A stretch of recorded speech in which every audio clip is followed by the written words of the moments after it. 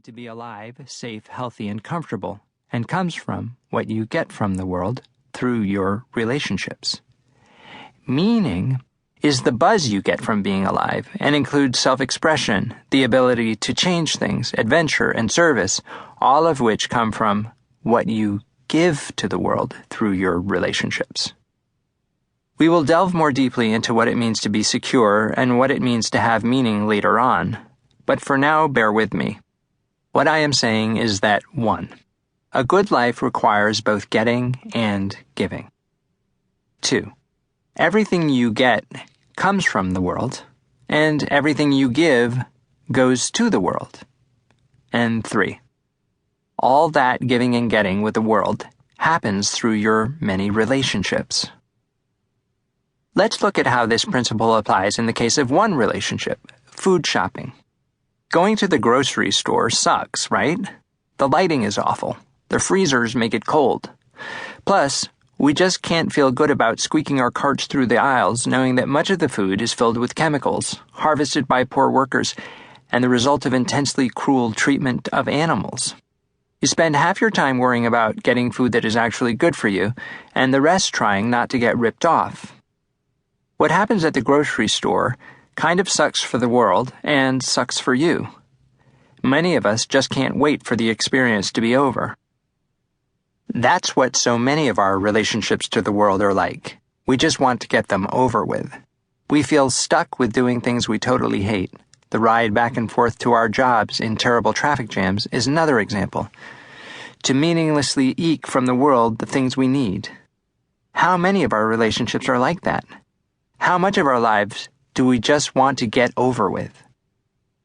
The problem is that we've come to expect so little of our relationships with our worlds. Doing what you hate to get what you need is a sign of ridiculously low aspirations. We spend hours every week shopping for food, for example. Why should we accept this when it sucks? We can do better. The most fulfilling relationships with the world meet the needs for both security and meaning all in one place. A relationship through which you both give and get, one that provides both some security and some meaning, is a relationship that kicks ass.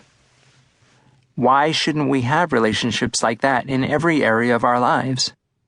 In the case of our food, for example, patrons of farmers markets tend to love their shopping.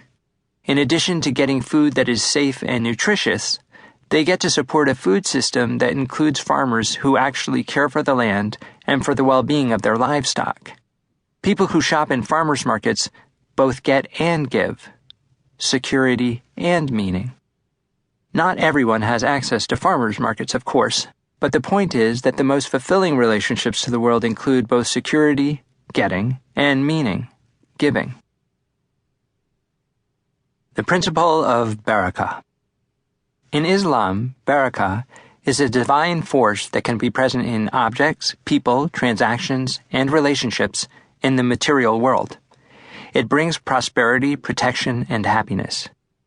It embodies the property of being blessed and bringing blessing to everyone involved. In a business transaction or a relationship, for example, the divine force of barakah will only be present in a transaction or a relationship that does good and is kind to all involved. Meat coming from an animal treated cruelly will not carry barakah to the eater. Oil extracted from land won by war cannot carry barakah. The principle of barakah is that when we work to ensure that our transactions are good for everyone involved, those transactions will ultimately be better for us. Barakah is present and will be most blessed by a relationship and transaction only when all parties in the relationship give and receive kindness, whether or not you believe in divinity or blessings.